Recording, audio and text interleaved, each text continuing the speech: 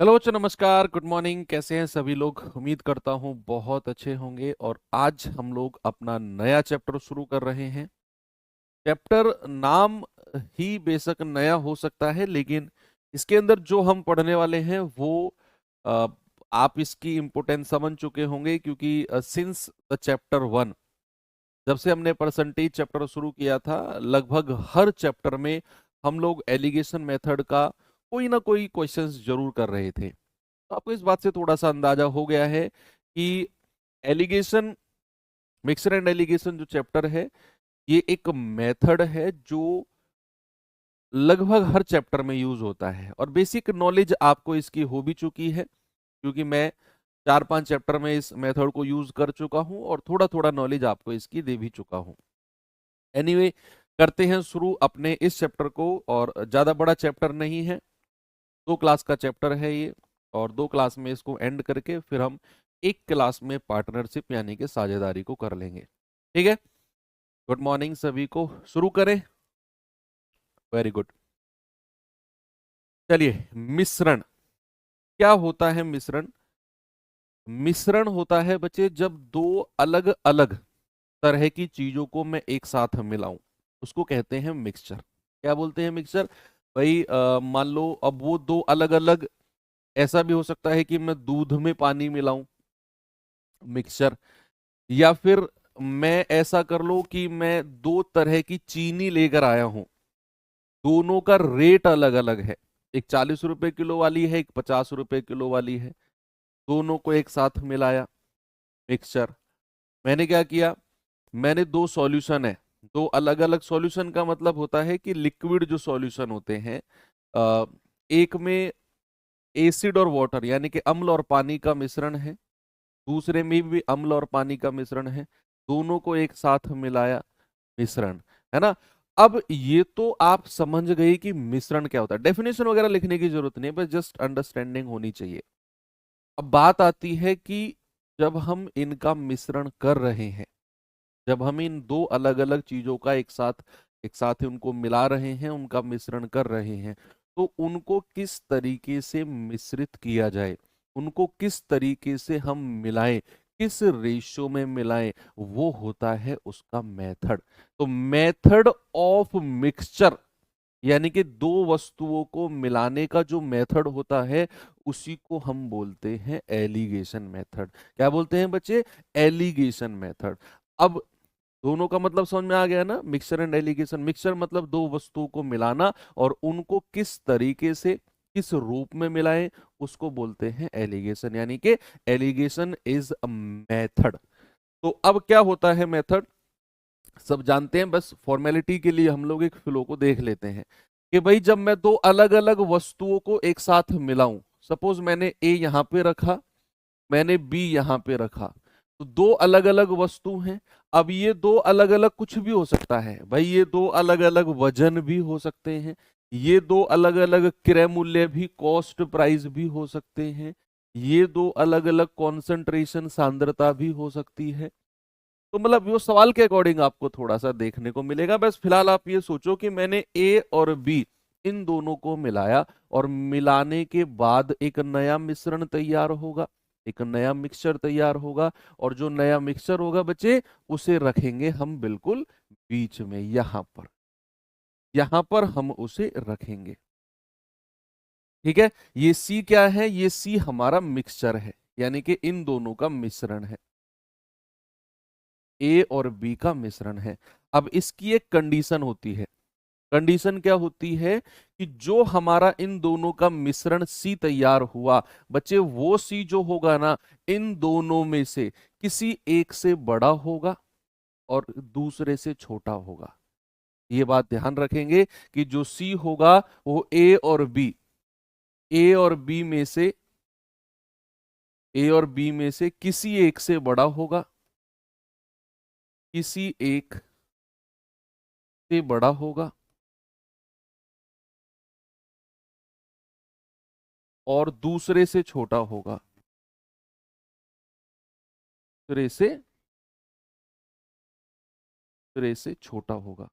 ये कंडीशन होनी चाहिए। अगर ये कंडीशन नहीं है ना, तो मिश्रण संभव ही नहीं है, मिक्सचर पॉसिबल ही नहीं है। मान लो ये मिश्रण है और ये दोनों वैल्यू सी से छोटी है, दिस इज नॉट पॉसिबल। मान लो ये सी है और ये दोनों वैल्यू सी से बड़ी है, मिश्रण से बड़ी है, ये मिश्रण भी पॉसिबल नहीं है। ये मान लो ये इसके बराबर है और एक इससे बड़ा है, वो चलेगा, वो चलेगा, लेकिन दोनों बड़े या दोनों छोटे नहीं होने चाहिए। बात समझ में आई? वो जो बराबर वाला पार्ट है ना, वो बहुत रेयर केस में पॉसिबल है, लेकिन बराबर वाले पार्ट को भी हम ये मान के चलेंगे कि बराबर भी पॉसिबल नहीं है, बड़ा और छोटा ही होना चाहिए, बराबर भी पॉसिबल नहीं है। वो रेयर केस में जब माइनस वगैरह की वैल्यूज होती पॉसिबल की कंडीशन बनते, लेकिन वो छोड़ो आप, कि भैया आप ये सोच के चलो कि ये एक बड़ा और एक छोटा होना चाहिए, बराबर से भी काम नहीं चलेगा। तो ये चीज समझ में आई आपको कि जो मिश्रण होता है वो ए और बी में से किसी एक से बड़ा होगा और दूसरे से छोटा होगा। अब नीचे भी दो लाइन खींची जाती हैं, नीचे हम रेशियो बनाते हैं, और रेशियो किस तरीके से बनेगा, आप इन दोनों को कंपेयर करो, इन दोनों को कंपेयर करो, डिफरेंस लो, difference of B and C, B और सी का डिफरेंस, डिफरेंस निकालना आपको आता है, बड़े में से छोटा घटाना ही डिफरेंस होता है, अनुपात और इन दोनों का डिफरेंस, डिफरेंस ऑफ ए और सी, ए और सी, ठीक है। ये रेशियो यहां पर हमारा नीचे बन के तैयार होता है। अब ये किस किस का रेशियो बनेगा, वो सारी कंडीशन हम सवाल में देखेंगे। ओके, ये तो आपको basic mixture sorry alligation method है। अब एलिगेशन मेथड के कुछ कॉम्प्लिकेशंस है जिनको सॉल्व करना हम थोड़ा सा देखते हैं। भाई फॉर एग्जांपल, अब मैं 4-5 एग्जांपल कराऊंगा आपको, एग्जांपल्स, ठीक है। सबसे पहला मैंने लिया, मैंने यहाँ पे 40 रखा, मैंने यहाँ पे 50 रखा, और मैं यहाँ पर रख रहा हूं सपोज 43। तो जरा मुझे रेशियो बता दो, नीचे क्या रेशियो बनेगा। जो फ्रैक्शंस वगैरह के भी कॉम्प्लिकेशंस बनते हैं वो सारा मैं आपको बताने वाला हूँ। तो मैंने आपसे बोला कि मिक्सचर पॉसिबल अगर है तो बीच वाली वैल्यू एक छोटी होगी और एक बड़ी होगी, क्या यहाँ संभव है? बिल्कुल है। अब रेशियो बताना जरा, अगर मैं इन दोनों का डिफरेंस लूंगा तो बड़े में से छोटा, 50 में से 43 गया 7, इन दोनों का डिफरेंस बड़े में से छोटा, 43 में से 40 गया 3, क्या रेशियो बन गया बच्चा? 7:3 का। सब पढ़ चुके हैं ये आप लोग। दूसरा एग्जाम्पल है कि भाई सपोज अगर मैंने यहां पे लिया है 1/2, 3 और 2, इस तरह का कोई फ्रैक्शन है एक, और इसको अगर मुझे सॉल्व करना है तो कैसे मैं सॉल्व करूंगा? ये लाइन खींच दो, बताइए। अगर मुझे इसको सॉल्व करना है तो मैं कैसे सॉल्व करूंगा? मैंने यहाँ पे 1/2 लिया, मैंने 3 लिया, मैंने 2 लिया, यानी कि इन तीनों में एक फ्रैक्शन है, बाकी दो नेचुरल नंबर है, बाकी दो नेचुरल नंबर है।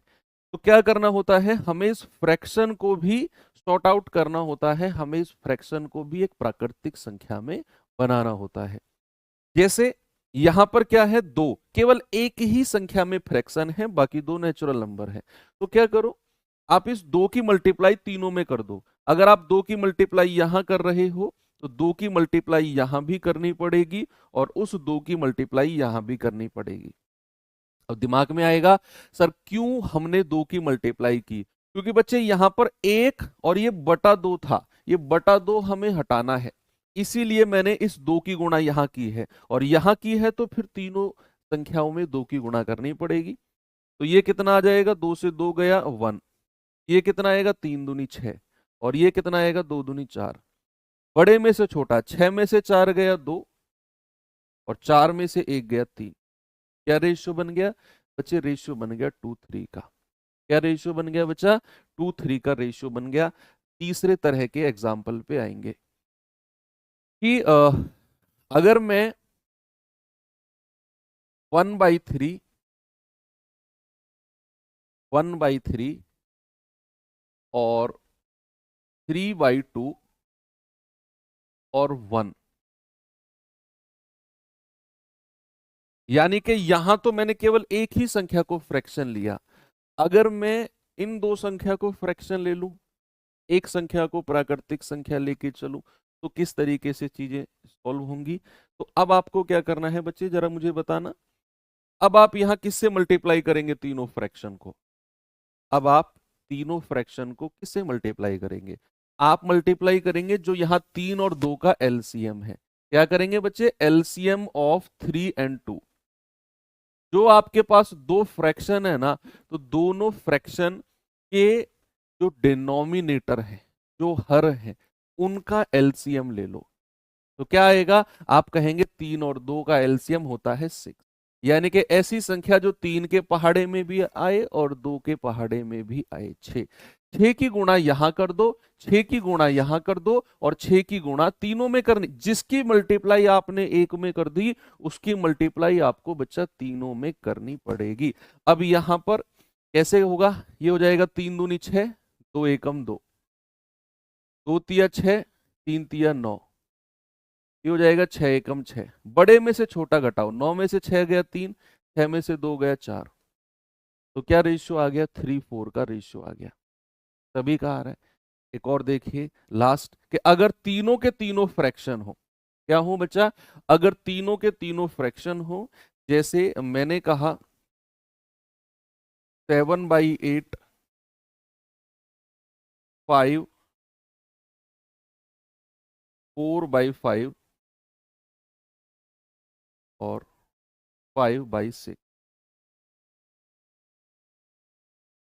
अब जैसे ये है मेरे पास है 7/8, 4/5 और 5/6। यहां एक फ्रैक्शन था, यहां दोनों फ्रैक्शन ले लिए, एक नेचुरल नंबर, और यहां मैंने क्या किया? यहां मैंने तीनों संख्याओं को फ्रैक्शन ले लिया। तो अब अगर तीनों संख्या फ्रैक्शन है बच्चे, तो फिर कैसे सॉल्व करेंगे बताइए? वही सेम, यहां हमने 3 और 2 का एलसीएम से मल्टीप्लाई किया, यहां पर क्या करेंगे? 8, 5 और 6 क्या करेंगे बच्चे? 8, 5 और 6 के एलसीएम से मल्टीप्लाई करेंगे। एलसीएम ऑफ 8, 5 एंड 6, तीनों के तीनों डिनोमिनेटर का एलसीएम ले लो। तीनों के तीनों डिनोमिनेटर का आप कहेंगे कि सर 8, 5, 6 का एलसीएम क्या होता है? भाई 8 और 5 का कितना होता है? 40। 8 पंजे 40, 40 और 6 का एलसीएम होता है 120। एलसीएम लेना मैं सिखाऊंगा आपको, अभी एक चैप्टर आने वाला है। तो फिलहाल के लिए आप 8 और 5 का एलसीएम कुछ इस तरीके से जो आपने पहले पढ़ा है, 2 से काटो, 2 चौको 8, 5, 2 तिया 6, 3 से आओ 4 ऐसे ही रहेगा, 5 ऐसे रहेगा 1, फिर 4 से आ जाओ 1, 5, 1, फिर 5 से आ जाओ 1, 1, 1, 2 तिया 6 चौक 24 पंजे 120। कितना आ गया? 120। इस तरीके से आप निकाल लो। अब जो 120 एलसीएम आया है, इसकी मल्टीप्लाई तीनों में कर दो।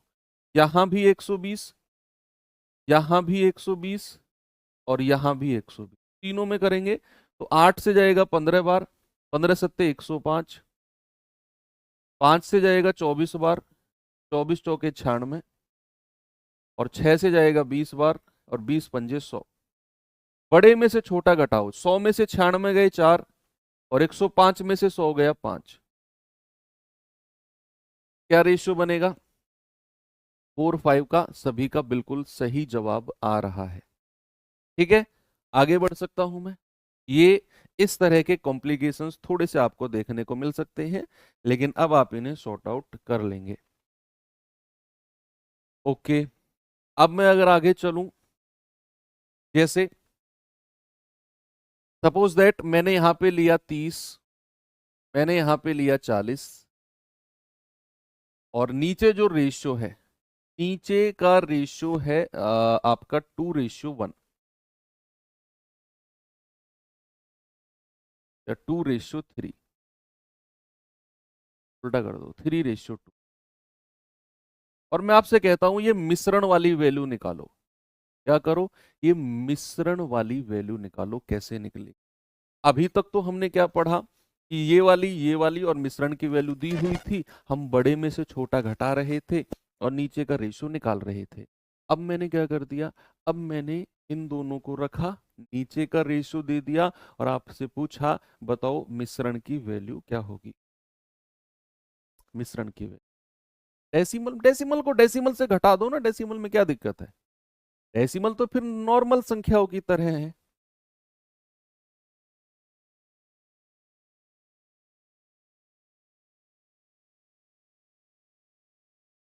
बताइए भाई, मिश्रण की वैल्यू क्या होगी। देखो तरीका क्या होता है मिश्रण की वैल्यू निकालने का, सामने देखेंगे। जस्ट मैं ये एग्जांपल ले रहा हूँ, बस आपको ये सिखाने के लिए कि मिश्रण की वैल्यू कैसे निकाली जाती है। आपको क्या करना है, आपको इस वाले की रेशियो से मल्टीप्लाई करनी है। सीख लो इसी से ही, क्योंकि आगे आपको देखने को मिलेगा ये क्वेश्चन में। इसकी मल्टीप्लाई इसमें कर दो, प्लस 40 × 2। ठीक है, आपने क्या किया, 30 की 3 में गुणा करी और 40 की 2 में गुणा करी। उसके बाद दोनों को प्लस कर दिया और डिवाइड बाई जो रेशियो आपको दिया हुआ है ना, इसको प्लस कर दो, 3 + 2।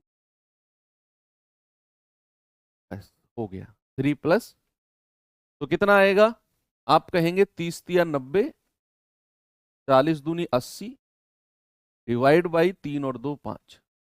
कितना होगा, 9 और 8 = 17, 170/5। 5 से जाएगा 5 × 3 = 15, 5 × 4 = 20। कितना आ गया, 34। तो मिश्रण की वैल्यू कितनी आ गई बच्चे, 34। इस तरीके से आप मिश्रण की वैल्यू निकाल सकते हो, अगर आपको ऊपर की दो वैल्यूज और नीचे का रेशियो गिवन हो तो। ठीक है, एक चीज और देखिए कैसे। मान लो मैंने इसको लिया 25, मिश्रण को लिया है मैंने 28, और रेशियो ले लिया मैंने 2 3 का। ठीक है, और आपसे ये वाली वैल्यू पूछेगा, ये वाली वैल्यू, या ये पूछ ले या ये पूछ ले, कुछ भी पूछ सकता है। जितनी भी पॉसिबिलिटी बन सकती है ना, सारी पॉसिबिलिटी मैं आपको करा रहा हूं कि भैया ये 25 है, ये उसने ब्लैंक छोड़ दिया, ये 28 दे दिया मिश्रण, नीचे का रेशियो दे दिया, और ये वाला पार्ट पूछे। अब कैसे करें, दो तरीके से आप कर सकते हो। मैं दो तरीके बताऊंगा, जो आपको अच्छा लगे आप उससे चले जाना। पहला तरीका जो हमने ये वाला सीखा है, ये वाला तरीका जो सीखा है कि मान लो इसको कुछ भी मान लो, इसको बी मान लो, इसको सपोज आपने बी मान लिया, तो क्या करेंगे बच्चे, तो पहले कॉपी कर लेते हैं यहाँ, है ना। पहला तरीका इसमें सीखेंगे कि भैया आपने क्या करना है, इसको बी मान लो, इन दोनों की मल्टीप्लाई करो, इन दोनों की मल्टीप्लाई करो।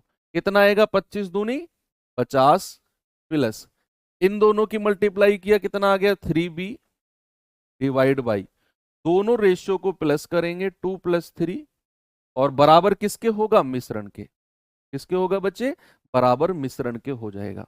जो हमने अभी जस्ट पीछे तरीका सीखा है यही वाला, कि भैया इन दोनों की गुणा, इन दोनों की गुणा बटे 3 और 2 5, आपको मिश्रण की वैल्यू मिल जाएगी।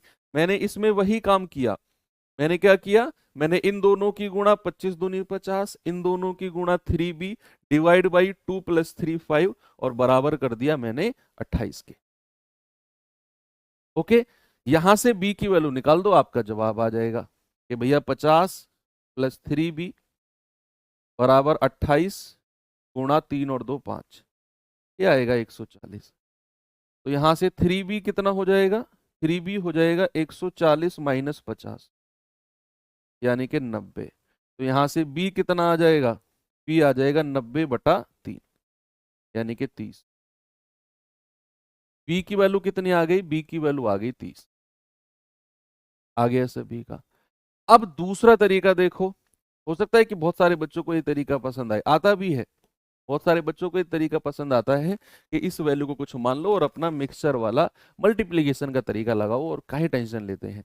अब अगर दूसरा तरीके पे आप जाना चाहें, दूसरा तरीका देखो, दूसरा तरीका क्या है कि आप यहां 28 में से 25 घटाओ।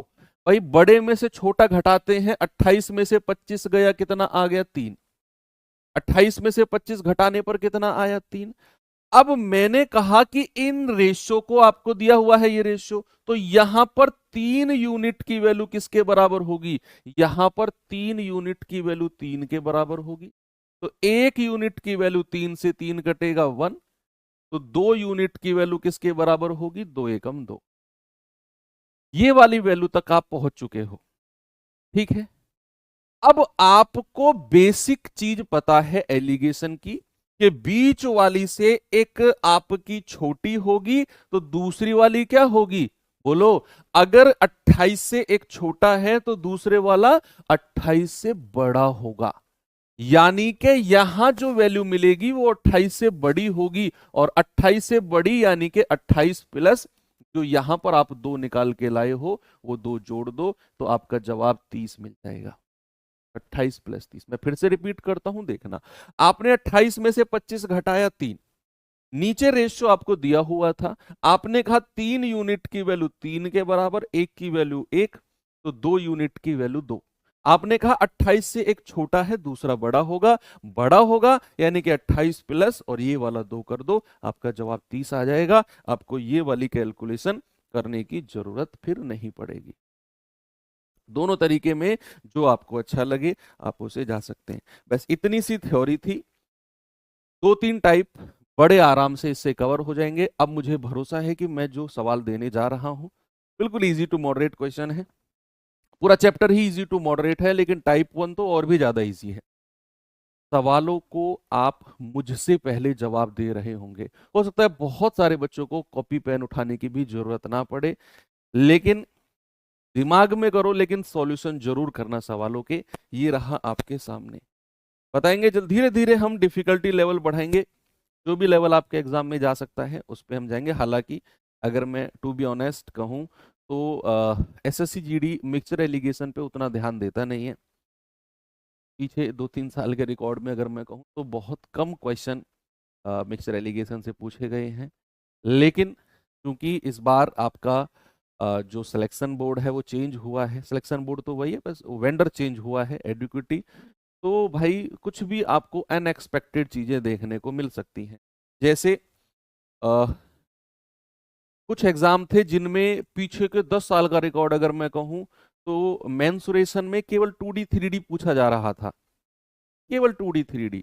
लेकिन उन्हीं एग्जाम में लाइक दिल्ली पुलिस वगैरह के एग्जाम में, दिल्ली पुलिस में केवल मेंसुरेशन से 2D 3D था, लेकिन इस बार दिल्ली पुलिस में उन्होंने प्रिज्म और पिरामिड पूछ लिया। अब प्रिज्म और पिरामिड तो किसी ने सोचा भी नहीं कि दिल्ली पुलिस में पूछा जाएगा, तो हमें उसके लिए भी तैयार होके चलना है ना। CHSL वगैरह में कभी प्री लेवल पे प्रिज्म पिरामिड नहीं पूछा गया, इवन CGL के प्री में भी कभी प्रिज्म पिरामिड नहीं पूछा गया, इस बार उन्होंने रखा, तो हम उसको भी थोड़ा सा देखकर चलेंगे कि प्रिज्म पिरामिड पर अगर इतना जोर है। हालांकि जो आपकी रामायण सीरीज है उसमें मैं जो 10 टॉपिक ऐड कर रहा हूँ उसमें प्रिज्म पिरामिड भी मैं ऐड कर रहा हूँ, तो यूट्यूब पर मैं आपको प्रिज्म पिरामिड की पूरी थ्योरी, पूरा क्वेश्चंस वगैरह वहां पर आपको प्रैक्टिस कराने वाला हूँ। क्लास में, कोर्स में भी हम करेंगे जब हम मेंसुरेशन कर रहे होंगे। मेरा कहने का मतलब है कि बहुत सारी चीजें अनएक्सपेक्टेड देखने को मिल सकती हैं, तो ये चैप्टर को हमें हल्के में नहीं लेना है। कह रहा है, एक व्यापारी को 18 रुपए प्रति किलोग्राम और 27 रुपए प्रति किलोग्राम की दो मात्राओं को इस अनुपात में मिलाया जाना चाहिए ताकि मिश्रण की कीमत 25 रुपए पर केजी हो जाए। अब आपको दो तरह की कीमत को मिलाया है, एक है 18 रुपए पर किलोग्राम का क्रय मूल्य, दूसरा 27 रुपए पर किलोग्राम का कॉस्ट प्राइस। बच्चे ये 18 और 27 क्या है? ये कॉस्ट प्राइस है, ये क्रय मूल्य है, यानी कि वो क्रय मूल्य का मिश्रण कर रहा है। तो आपका जो मिश्रण होगा दोनों मात्राओं को किस अनुपात में मिलाएं ताकि मिश्रण की कीमत कितनी है? मिश्रण की कीमत 25 है, उसको बीच में रखेंगे। जल्दी से मुझे बता दो, 27 में से 25 गया 2, 25 में से 18 गया 7, क्या रेशियो आ गया बच्चा? 2:7 का। बहुत सिंपल क्वेश्चन है, आगे बढ़ेंगे। ये सवाल बताइए जरा, जल्दी से जवाब बताओ इसका मुझे। सवाल है, एक दुकानदार को 80 रुपए पर किलोग्राम और 100 रुपए पर किलोग्राम मूल्य वाले दो प्रकार के चावल को किस अनुपात में मिलाया जाना चाहिए ताकि मिश्रण का औसत मूल्य 95 हो जाए? वही सेम क्वेश्चन है, मिश्रण का औसत मूल्य। आप एक तरफ 80 लिखो, एक तरफ 100 लिखो, और मिश्रण का मूल्य कितना है? मिश्रण का मूल्य है 95। बड़े में से छोटा, 100 में से 95 गया 5, और 95 में से 80 गया 15, तो 5 एकम 5, 5 तिया 15। क्या रेशियो हो गया बच्चा? 1:3 का रेशियो हो गया, यानी कि ऑप्शन नंबर बी हमारा सही है। एक और क्वेश्चन देता हूं, धीरे धीरे बढ़ेंगे, धीरे धीरे चीजें चेंज होंगी, आपको लगेगा ये सब बढ़िया चल रहा है। इस पे आएंगे। कह रहा है 40% अंगूर का रस का मिश्रण प्राप्त करने के लिए 25% अंगूर के रस में 45% अंगूर के रस को किस अनुपात में मिलाया जाना चाहिए? देखो आपको ये पता होना चाहिए कि मिश्रण वाला पार्ट कौन सा है और जिन दोनों को मिला रहे हैं वो दोनों पार्ट कौन से हैं, ये बिल्कुल क्लियर होना चाहिए। ऐसा नहीं आंख बंद करके जो परसेंटेज पहले नंबर पे दिया हुआ है उसे यहां रखो, दूसरे नंबर वाला यहां, तीसरे नंबर वाला बीच में, ये रट्टाफिकेशन हो जाएगा। आपने सवाल में पढ़ा कि भाई 40% अंगूर का रस। सबसे पहले मुझे ये बताओ कि 40% अंगूर के रस का क्या मतलब है? ये क्या मात्रा है अंगूर की? क्या है ये 40% अंगूर का रस मेरी समझ में नहीं आया। क्या है 40% अंगूर का रस? 40% अंगूर के रस का मिश्रण। ये तो मुझे समझ में आ गया कि मिश्रण का 40% चाहिए मुझे, मिश्रण में 40% अंगूर चाहिए। तो 40% अंगूर के रस का मिश्रण प्राप्त करने के लिए 25% अंगूर के रस में 45% अंगूर रस मिलाना है, इन दोनों को मिलाना है और मिश्रण ये मिलना चाहिए। लेकिन मेरी ये समझ में नहीं आ रहा कि ये 40% अंगूर रस का मतलब क्या है। बच्चे ये होता है सांद्रता। सांद्रता हो सकता है आपको एक नया वर्ड देखने को मिले, देखेंगे एक बार। सांद्रता, जिसको हम इंग्लिश में क्या कहते हैं? कॉन्सेंट्रेशन। कॉन्सेंट्रेशन का मतलब क्या होता है? कॉन्सेंट्रेशन का मतलब होता है बच्चे कि मान लो मेरे पास एक सॉल्यूशन है। सॉल्यूशन का मतलब है, केमिस्ट्री वगैरह 10वीं तक सभी लोगों ने पढ़ी होगी, कि भैया मैं दो लिक्विड या दो तरल को एक साथ मिला दूं, उसको कहते हैं हम मिश्रण। भाई मान लो मैंने इसमें दो तरह की चीज मिलाई, एक मिलाया रस और प्लस पानी, यानी कि अंगूर रस और पानी, दो चीज मैंने इसमें मिलाई हुई है, दो चीज इसमें मिलाई हुई है, ये मिश्रण है मेरे पास। अब इस मिश्रण में जो टोटल है ना, मान लो ये 2 लीटर है या मान लो ये 20 लीटर है, सपोज ये 20 लीटर है मिश्रण टोटल, किसका? रस और पानी का। रस और पानी का 20 लीटर है और मैंने इसमें बोला आपसे कि भैया इसमें आपका 5 लीटर तो रस है और 15 लीटर पानी है। 5 लीटर रस है और 15 लीटर पानी है इस मिश्रण, 20 लीटर मिश्रण में। अब अगर मैं बात करूंगा रस कितने परसेंट है, आप कहेंगे सर 5 लीटर रस है डिवाइड बाई टोटल कितना है 20, तो 5/20 गुणा 100, तो आप कहेंगे 20 पंजे 100 और 5 पूरे 25%। तो किसी भी सॉल्यूशन में, किसी भी मिश्रण में, मान लो मैं रस और पानी के मिश्रण की बात कर रहा हूं, तो उसमें रस कितना परसेंट है, वो होती है उसकी सांद्रता, वो होती है उसकी कॉन्सेंट्रेशन। अगर मैं आपसे कहूं ना कि रस का कॉन्सेंट्रेशन कितना है, रस की सांद्रता कितनी है, तो आप कहोगे 25%। मैंने कहा पानी कितना परसेंट है, आप कहोगे सर 15 लीटर पानी है, टोटल मिश्रण 20 लीटर का है और मल्टीप्लाई बाई 100, तो 20 पंजे 100, 15 5 75। तो पानी की सांद्रता, पानी की कॉन्सेंट्रेशन कितनी हो गई? 75%। तो ये वर्ड क्लियर होना बड़ा जरूरी है, सांद्रता। तो यहां पर जो उसने बोला है ना 40% अंगूर का रस, मतलब ये अंगूर की सांद्रता है। कोई मिश्रण है, कोई सॉल्यूशन है, उसमें 40% अंगूर का रस है, तो बचा हुआ 60% क्या होगा? पानी होगा या कुछ भी होगा, लेकिन उसमें 40% अंगूर का रस है, 60% कुछ और है। पानी मान के चलो कि 60% पानी है और 40% अंगूर का रस है। तो कह रहा है 40% अंगूर के रस का मिश्रण प्राप्त करने के लिए 25% अंगूर के रस को 45% रस में किस अनुपात में मिलाएं। तो एक तरफ 25% लिखो, दूसरी तरफ 45% लिखो, और बीच में क्या लिखो? जो मिश्रण का परसेंट है दैट इज 40%। तो बड़े में से छोटा घटाना है, 45 में से 40 गया 5 और 40 में से 25 गया आप कहेंगे 15। 5 एकम 5, 5 तिया 15। किस रेशियो में मिलाएंगे बच्चे? 1:3, लेकिन वो उल्टा मिलाने को कह रहे हैं ना। 25% अंगूर के रस में 45% अंगूर के रस को, 25% अंगूर के रस में 45% अंगूर के रस को, यानी कि आपका रेशियो 1:3 नहीं 3:1 दिया हुआ है ऑप्शन में। ऑप्शन नंबर बी ले लो। भाई 1:3 नहीं दिया हुआ, 3:1 दिया हुआ है, दोनों नहीं दिए होंगे। दोनों इस तरह के क्वेश्चन में दोनों रेशियो नहीं दिए होंगे।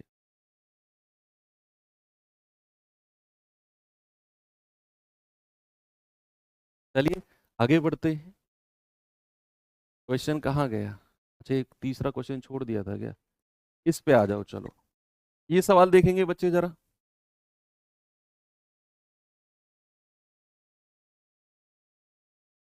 सवाल है, वह अनुपात ज्ञात कीजिए जिसमें 8.3 रुपए प्रति किलोग्राम वाले चावल को 5.3 रुपए प्रति किलोग्राम वाले चावल के साथ मिलाया जाए ताकि 6.3 रुपए प्रति किलोग्राम वाला मिश्रण प्राप्त हो जाए।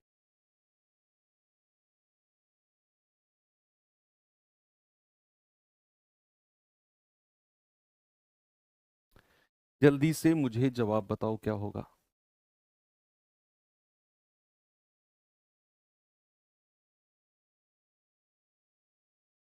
क्या बोला उसने?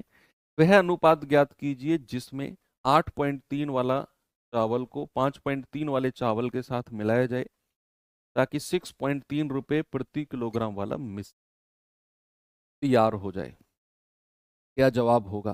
तो भैया एक तरफ 8.3 लिखो, दूसरी तरफ 5.3 लिखो, और जो मिश्रण का मूल्य है वो लिखो 6.3।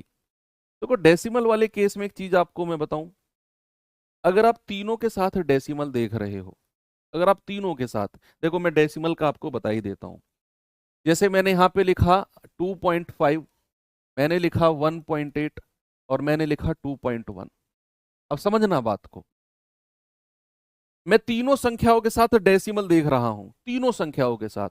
और एक चीज तीनों में कॉमन है कि तीनों संख्याओं के डेसिमल के बाद एक ही डिजिट है, सिंगल डिजिट है। यहां भी डेसिमल के बाद एक डिजिट, यहां भी एक डिजिट, यहां भी एक डिजिट। तो डेसिमल से डेसिमल से डेसिमल उड़ा दो, ये डेसिमल ये डेसिमल, तीनों डेसिमल उड़ा दो, कोई दिक्कत नहीं है, तीनों से डेसिमल उड़ा दो। ये बचेगा 25, 18, 21। तो आप कहेंगे 25 में से 21 गया 4 और 21 में से 18 गया 3।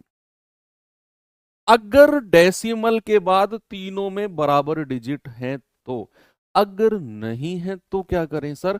जैसे फॉर एग्जांपल अगर मैंने आपसे कहा कि ये ले लो 1.7, ये ले लो, या 1.5, ये ले लो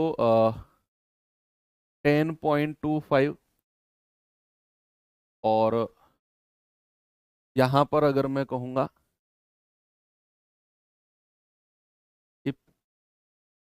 15.5, 10.25, और यहां मैं कहूंगा 11.75। अब इस तरह का अगर आपको एलिगेशन मिल जाए तो क्या करेंगे बताइए? ये 15.5 है, 10.25 है और आपका 11.75 है। अब यहां पर डेसिमल के बाद एक डिजिट, यहां पर दो डिजिट और यहां पर दो डिजिट। ठीक है, अब मैं क्या करूंगा, मैं डेसिमल से डेसिमल नहीं हटा सकता हूं, मैं डेसिमल से डेसिमल नहीं हटा सकता हूं, क्योंकि डेसिमल के बाद यहां एक डिजिट है, यहां दो, यहां दो। तो आप किसी ऐसी संख्या की मल्टीप्लाई करो इन तीनों में कि ये डेसिमल हट जाए। बच्चे अगर मैं डेसिमल के बाद दो डिजिट देख रहा हूं, अगर मैं डेसिमल के बाद दो डिजिट देख रहा हूं, तो क्या मैं 100 की गुणा अगर मैं कर दूं तो क्या ये डेसिमल हट जाएगा? हाँ जी सर। तो यहां भी 100 की गुणा कर दो, ये वाला डेसिमल भी हट जाएगा, और फिर यहां भी 100 की ही गुणा करनी पड़ेगी। तीनों में फिर आपको 100 की मल्टीप्लाई करनी पड़ेगी।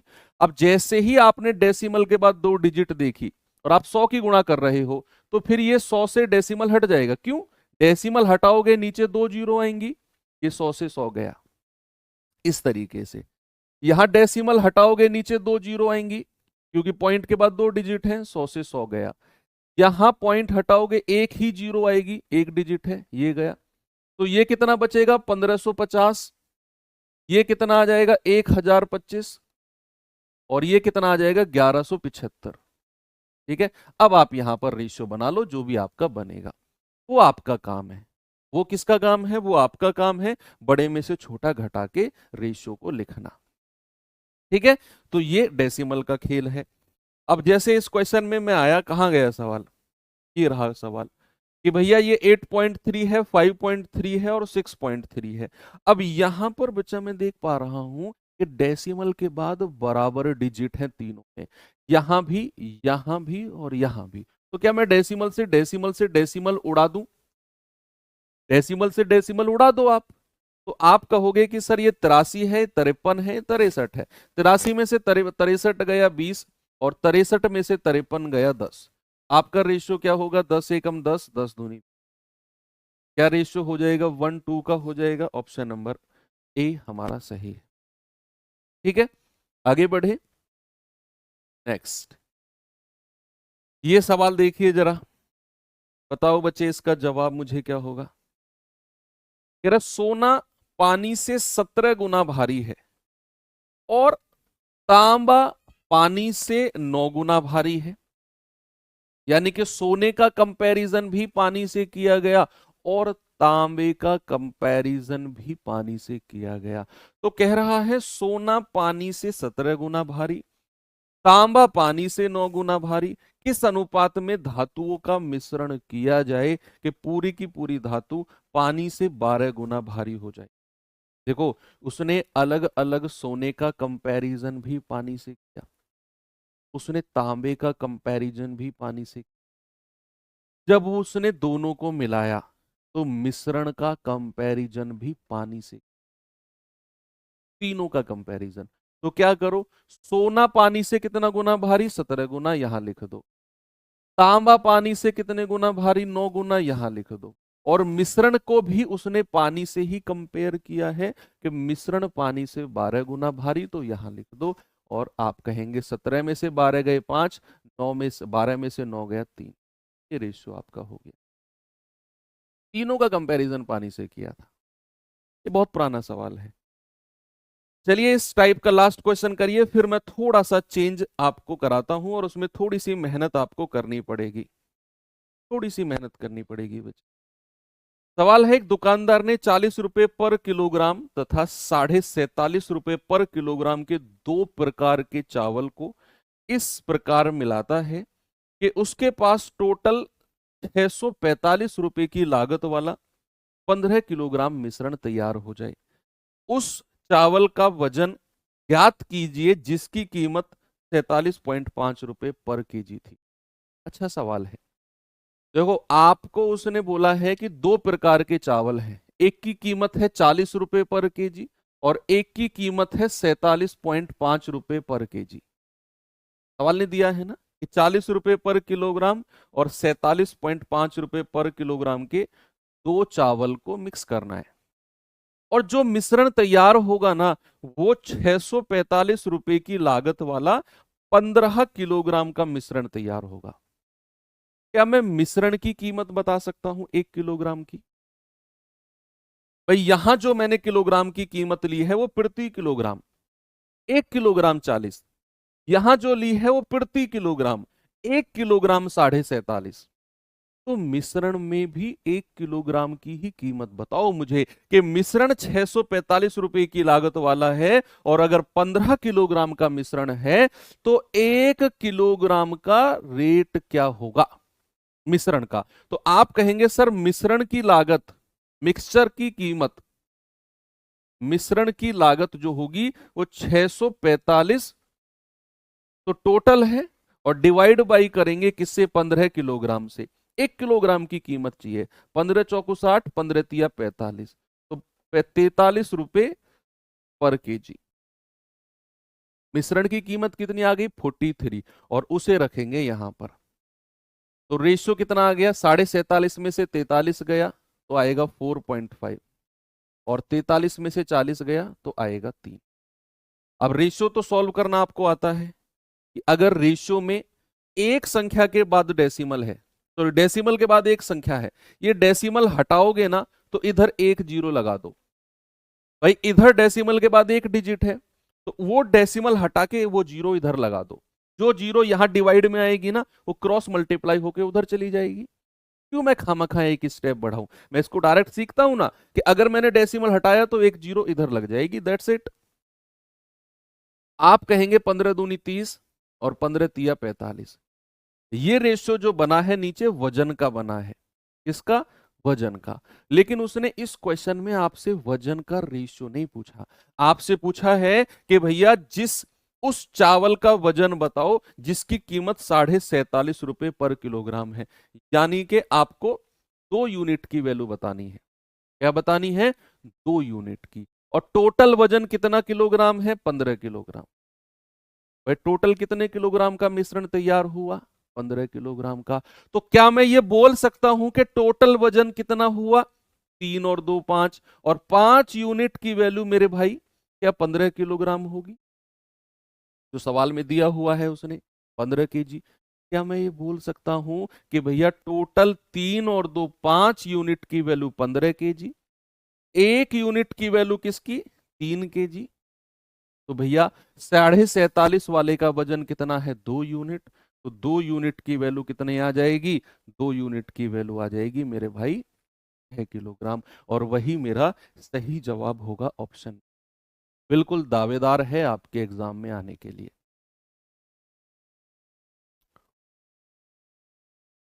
कोई प्रॉब्लम किसी को नहीं है? सबका 6 आ रहा है ना? एक तरफ मैंने 40 लिया, एक तरफ मैंने 47.5 लिया, और कह रहा है मिश्रण 645 रुपए का पड़ा है और 15 किलोग्राम है। तो मैंने मिश्रण का मूल्य पर केजी पूछा, तो 645/15 कर दो, तो 43 रुपए पर केजी मिश्रण का मूल्य है। उसे बीच में रखेंगे, बड़े में से छोटा घटाएंगे, रेशियो आ गया 3। और जो रेशियो आया है ये वजन का आया है। तो वजन तो टोटल मेरे भाई मुझे 15 किलोग्राम दिया हुआ है। टोटल वजन कितना है? 15 किलोग्राम। तो मैंने कहा कि नीचे का जो रेशियो है जोड़िए जरा इसको। तो आपने कहा 3 और 2 5 यूनिट की वैल्यू 15 किलोग्राम, जो सवाल ने दी हुई है। 1 यूनिट 3, 2 यूनिट 6 किलोग्राम। यानी कि जिसका रेट 47.5 किलोग्राम है ना, उसका वजन 6 किलोग्राम है। आपका जवाब है ऑप्शन नंबर बी, बिल्कुल सही है। ठीक है, रिपीट कर दिया।